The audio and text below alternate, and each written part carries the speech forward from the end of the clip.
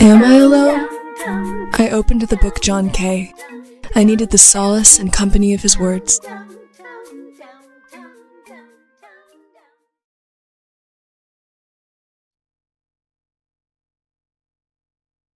This is a story about a beautiful spirit on an epic journey. John Kay.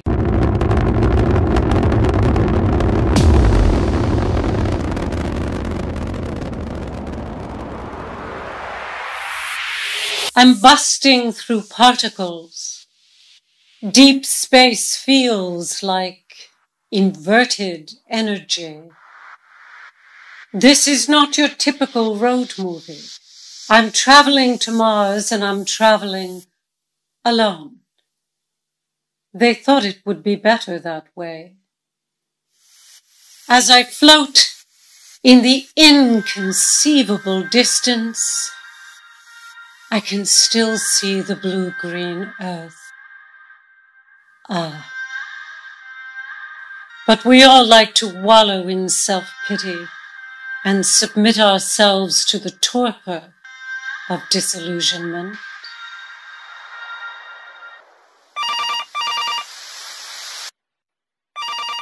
General Tip Scanlon's office.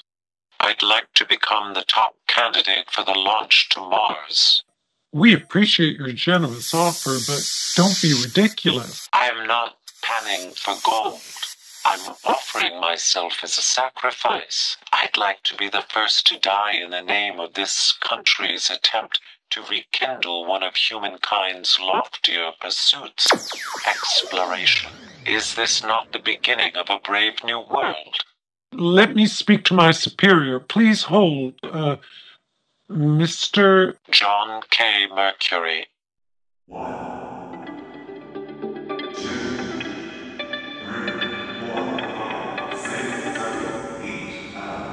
John K. 103. Mercury, after careful consideration, we'd like to offer you the opportunity to be the first man on Mars. You're a remarkable candidate for this deadly mission. Potentially, that is. It's all calculation and hopeful speculation, and you'll be gone for a very long time. More like forever. Whatever forever is. I'm on a suicide mission, whether I live or die. Nothing has meaning, just a vacuum within and without. One begins to understand the logic of a teenage suicide over an outbreak of acne. In the realm of what matters, why should one thing matter less than another?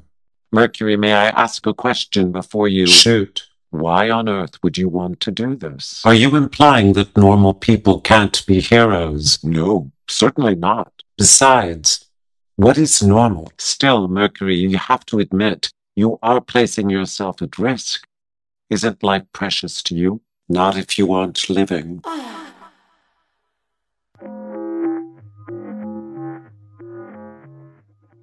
I've orbited this planet for far too many hours. Its association with the sun is vastly different from Earth's. It seems incredible that Mars might once have supported life. I'm floating.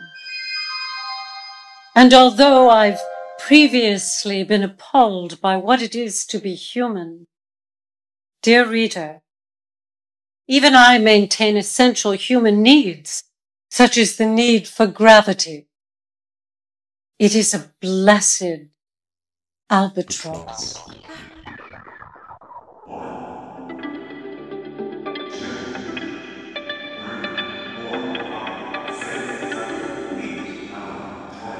But what could possibly be your motivation?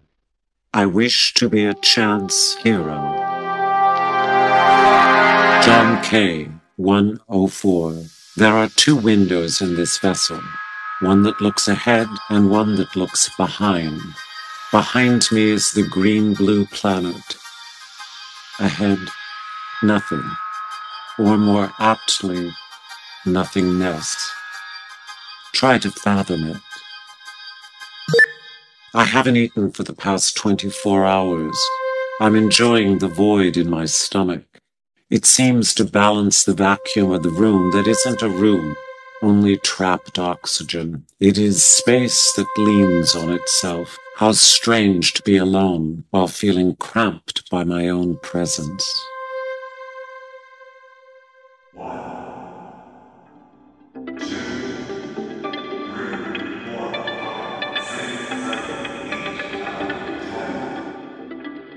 John Mercury, I presume? Presume?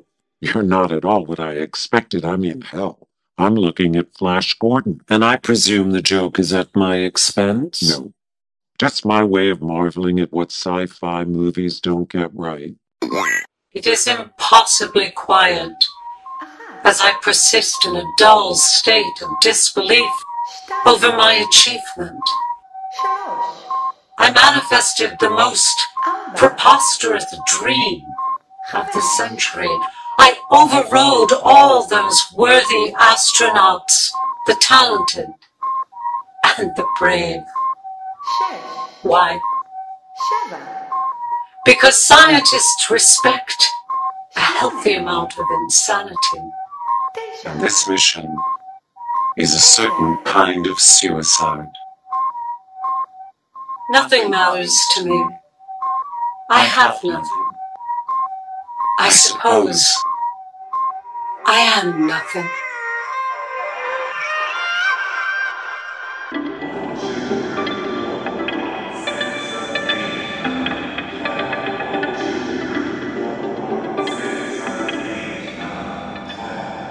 Mercury, we'd like you to take a few tests. Nothing too complicated. We're interested in your IQ. I belong to Mensa. You needn't talk down. I hadn't finished. We want to test you for IQ and EQ, etc. These days, genius IQs are a dime a dozen. What matters is what you do with genius, right? After all, people who have genius can be trapped by it. In short, they have no perspective and lack vital common sense, which is tops in an astronaut. With that in mind, Mercury, a few questions.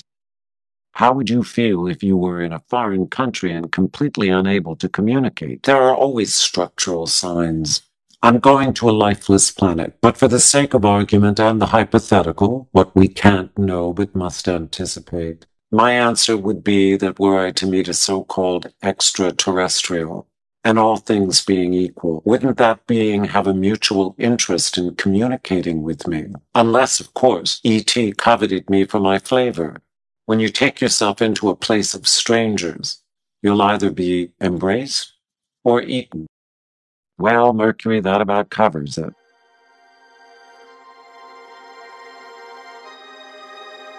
I've been on this ship for such a long time. Ground continues to communicate, although I wish they would leave me to my thoughts.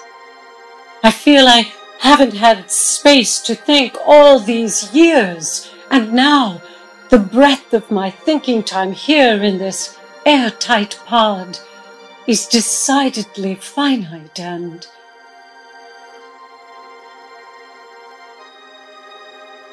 still. Christ. Down there the world wouldn't leave me to my thoughts. Always someone else's mental tyranny. In the dark of this pressureless space as I float in the cosmic box, I feel I'm at the center of everything. Am I enclosed within walls, within walls, within walls?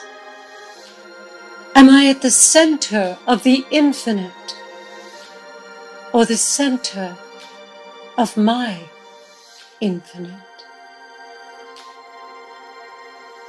Will I die on this mission?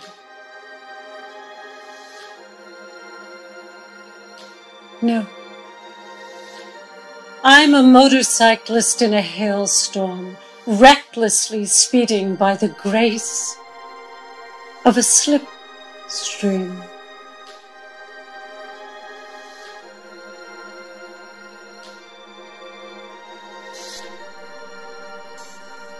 John K.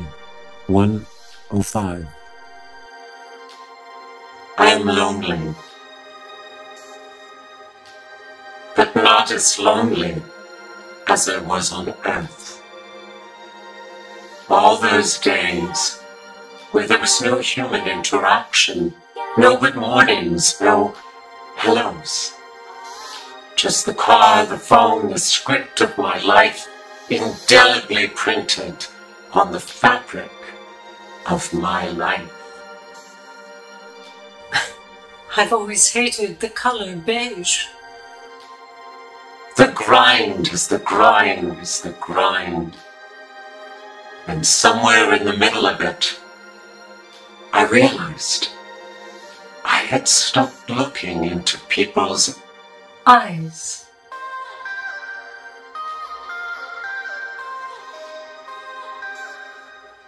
We've lost the people who knew us. We've lost the community that embraced us. Instead, we recall what it must have been like once.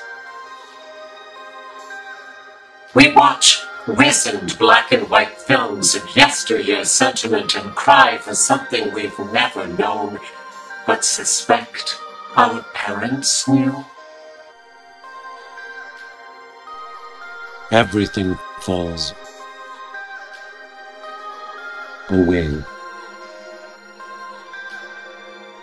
Family and friends eventually roam and disperse. Our children evaporate in their inner trajectories while building their data profiles to sit in a virtual suburb of data profiles. But there's no community in that.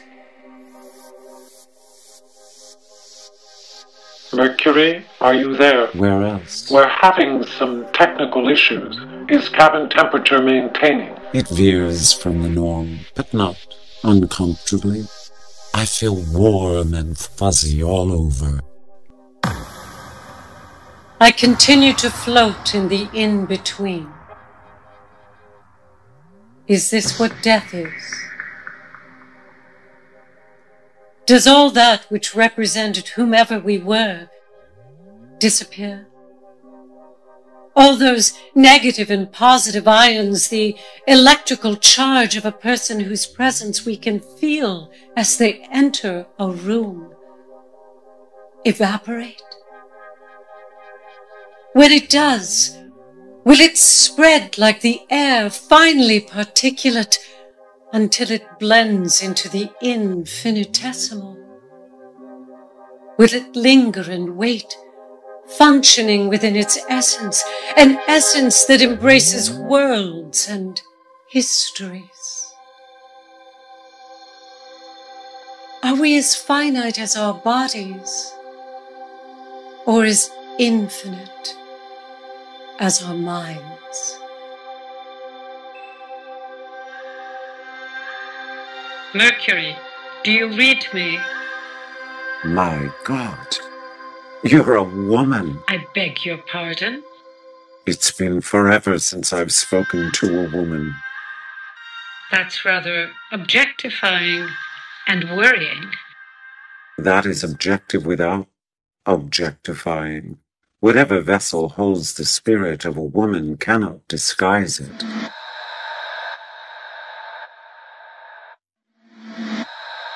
Mercury, there are several things that require immediate attention. Tell me, when were you hired? I've always been here. But I've not spoken to you before. Different shift? Now please, Mercury, there are a few things that must be dealt with immediately. I don't care. They can wait. I want to revel in the sound of a woman's voice. All right. What should I say? Anything. I've got it. It's from To Have and Have Not. You know that movie? Of course. Bogart and Bacall. I love Bacall. She was unafraid. Surely you're not afraid. No. But we live in fragile times. John K. 106. We're still brutes. Only now we're equipped with egos, words, and magnificent weapons. Did the prehistoric person have an ego? Or is ego the product of evolution? Just like modern people, prehistoric people had pets, sex toys, drugs, alcohol. But their environment humbled them. Living in large outside spaces brings a sense of oneness with everything instead of a oneness with oneself.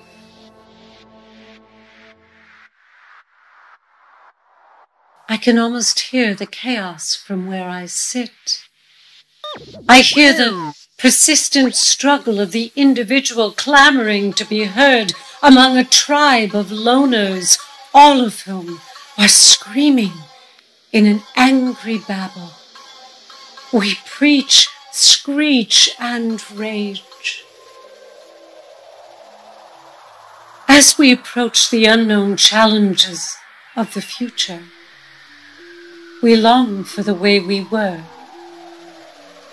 which is to say, more human. Mercury. On TV4 is waiting transmission from the pod. Are you ready? I've always hated on TV. Will Madonna be there?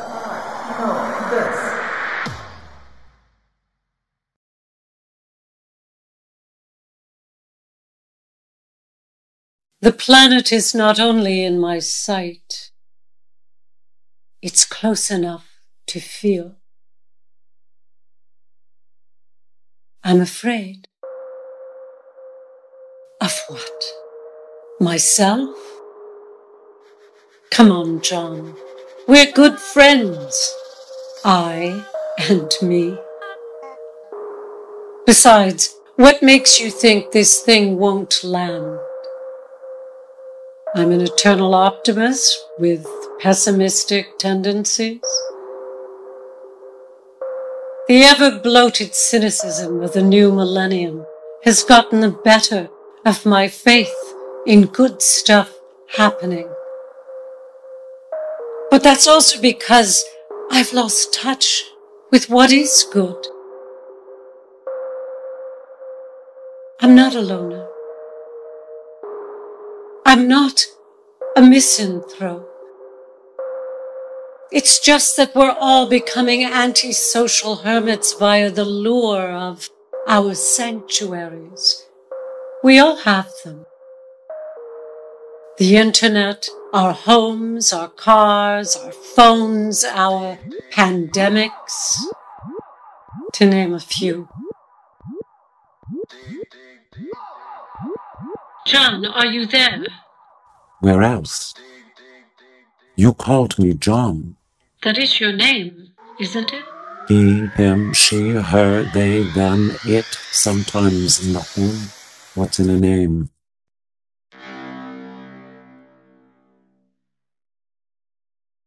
Would you do me a favor? Would you pinch me? What was I thinking? Life is grand, yes, grand, despite our increasingly unnuanced language. Life's essence is greater than the sum of all parts because it is the sum of all parts. I wish I could make every person on the planet do this, what I'm doing. My God, how different the world would be. Are you there? Do you mean me? Of course I am, John. I couldn't leave you. Not now. But my colleagues tell me I'm looking a little ragged these days. Doubtful. You can't know that. I feel your beauty. I hear your beauty. I don't need to look at someone to know they're beautiful. John K. 108. It's a long way down. Ground to Mars 1, do you read me? It's you again. Where have you been? It seems like weeks since we've spoken. Speaking to you is not my only function here, Mercury. John, you've called me that before. Come now, I don't even know your name. Forthright. You can call me Forthright. Astonishing. John, you realize that there are 3 others in your wake. Vessels, that is. Perhaps you would like to continue orbiting until you have some company. One is only a month behind.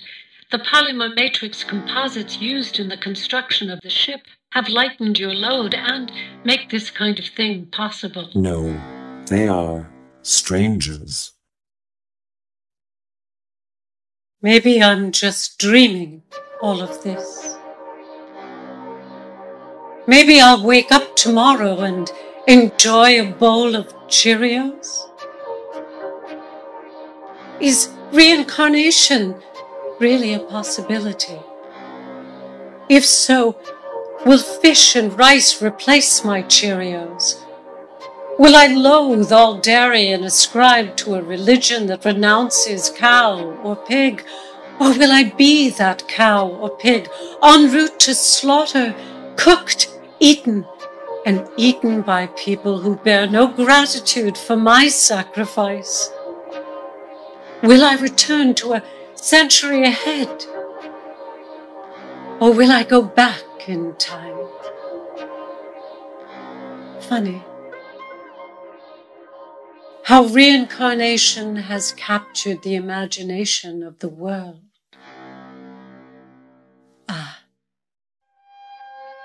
Desperate hope. Mercury, try to stay positive. About what? The unknown? The adventure? This is not the unknown, Forthright. Love is the unknown. Have you ever been in love? Can't you tell? I don't know you well enough. Yes, you do, and yes, you know my answer. And the answer is no. I have not been in love. How would I know that? You sense I'm running away from life. Fair enough, but one only runs when one is afraid. There are many different kinds of love. Surely you've experienced at least one of them, the love of a parent or a pet. I'm an orphan and there were no pets in the foster home. Oh. Go ahead. Laugh. I'm pathetic, but such ironies do exist. I sense you speak from the privileged point of view of someone who had a childhood. I don't begrudge you that. I celebrate it.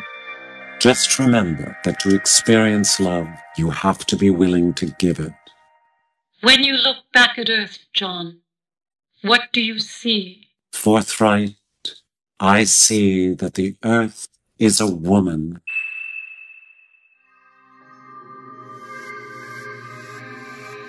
John K. 109.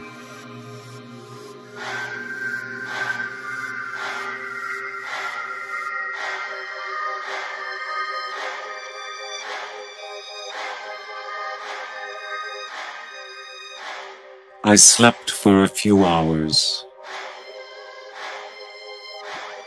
Sleep is a piece of heaven.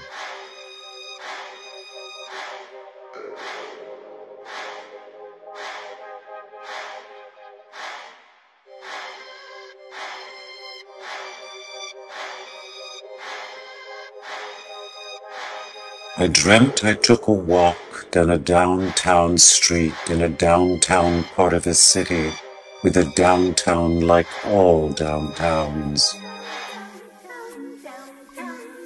Downtowns are heaven.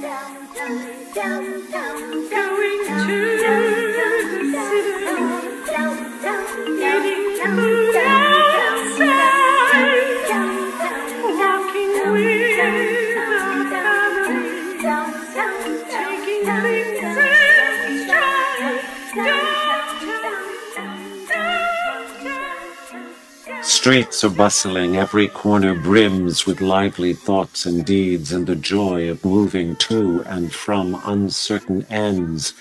Yet every person walks toward the day. The only pause in that overreaching marathon toward hope is lunch. Ah, lunch! Whether fish and chips or pastrami on rye, what a delightful interruption. In from the out, perhaps enjoying a hearty repast of bread and soup, maybe drowned by a leaden French wine in a French dive with checked tablecloths and maitre d's squeezed into windy corners behind doors opening out to streets ever moving, brisk with a cold that rouses you from your grapey stupor, saying, "I'm alive."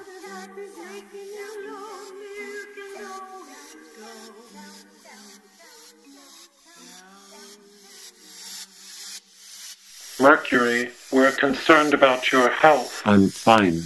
Well, what I mean is, we're concerned about your mental health. Where's Forthright? She needed sleep. So do I, my friend. So do I.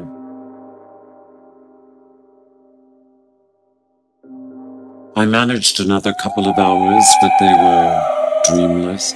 I feel cheated. Dreams are the only place where I can conjure the feeling of Earth. Oh, Earth. Earth is heaven. I don't expect you to believe that. If you realized how lucky you are to breathe oxygen courtesy of green and blue, you would cherish it, keep it from harm's way, so that Earth's magic wouldn't suffer as it has. But then, if you knew how lucky you are, you would be more God than mortal.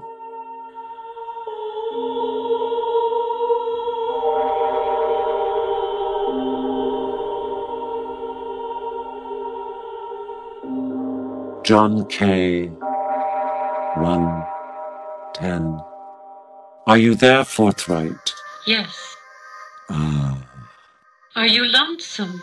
Yes. You don't sound like the man who first came to the mission. I'm not. But few would care. How do you know that? Because I believe that humans are deaf and blind and ignorant by their own volition. Do you think I'm all those things? Yes, even you, Forthright, but you wear it charmingly. I hope we'll meet someday. Do you? Yes, of course. But why? I'd like to give you a hug. John. I'm here.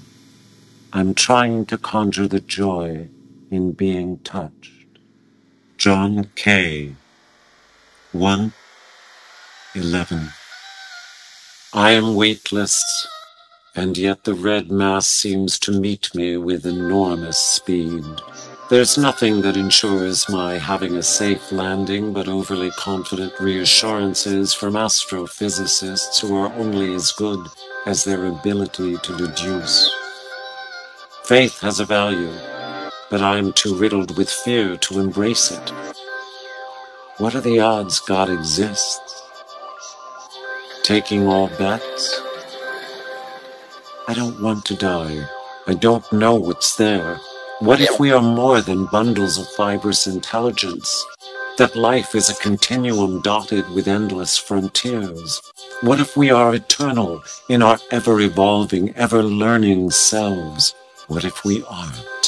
What if I can jump back into the chaos of another lifetime?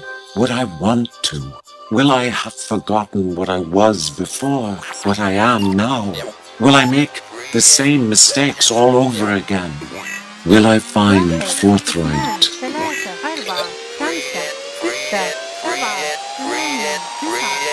Stop! When I entered this vessel, I had everything but doubt. Like you, I had an arrogance built on a life of the quotidian, all the stuff we love to hate about our lives, all that day in, day out of the ordinary, made me arrogant. I ask you, what's wrong with the unremarkable? Isn't there something lovely about discussing dinner over coffee? Or the stories told after morning walks with the dogs? Or the meaningless conversations with the checkout person at a local grocery? Or even the dreaded chore of washing dishes?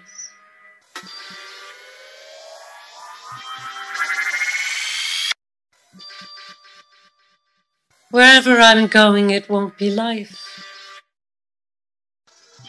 It won't have the happy flow of daily rituals in familiar places. It will be work while playing God in a creation game, attempting to make a barren planet green again. There will never be another Earth.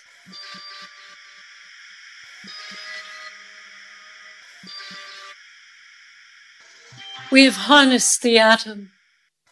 We will harness the stars. What after that? Maybe we will evolve and discover the connection between mortality and immortality. Maybe I will evolve. Maybe what is ahead is my beginning.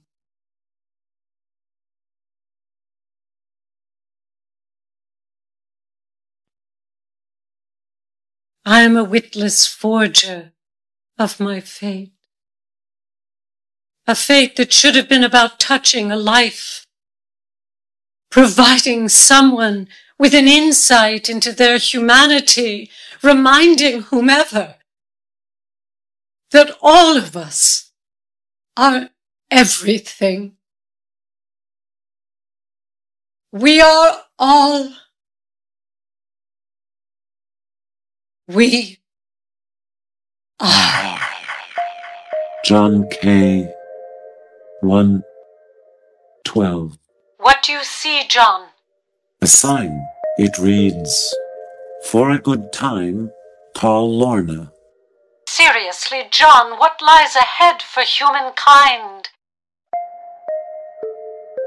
My dearest, forthright, forthright, forthright, forthright, forthright, forthright, forthright, forthright, forthright, forthright, forthright, forthright, forthright, forthright,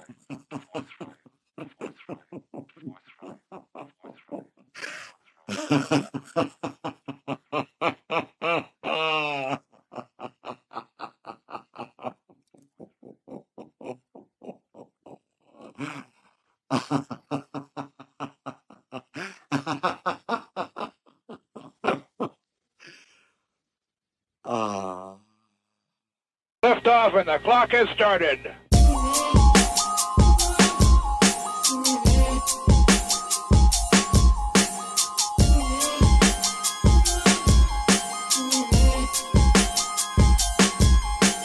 Girl, you gotta see what I see. Girl, yeah, you gotta know about me. Me.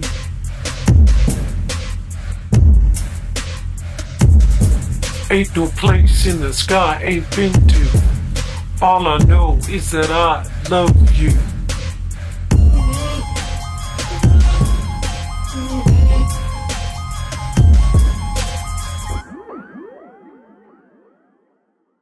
Let me float in cold blue as I am, so are you. Rock me in violet green, undo what I have seen. Rock me in violet green, undo what I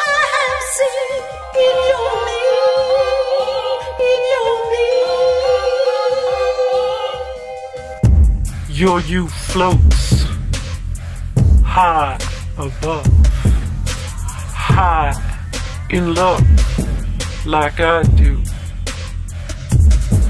But I still love your you. What you think ain't the truth, but you wrong. Hear my song, hear your song, hear the you. But you see, you are me. You're just far gone on greed, have to hide on your needs. They ain't you, you ain't high in high blue. Your high's low, lost in the ugly, so ugly. What we eat, it ain't meat, it ain't wheat, it ain't food, it's just dirt that we chew. See, I know, yeah, that's right. Come with me, I'll hold you, and you'll see a blue true. An old girl.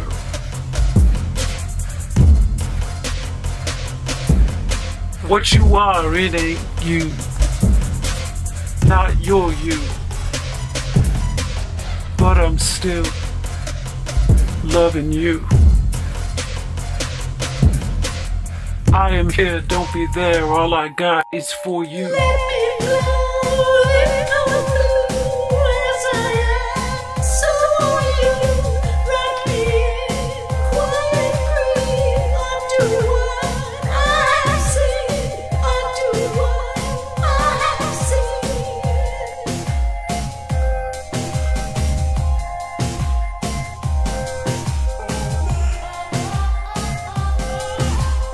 Let me blow in the blue as I am. So are you.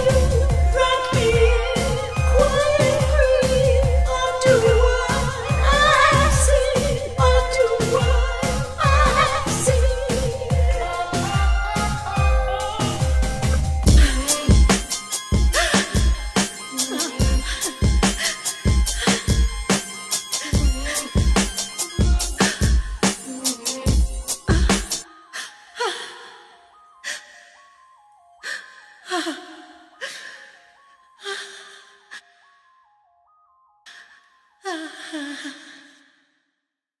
Am I alone?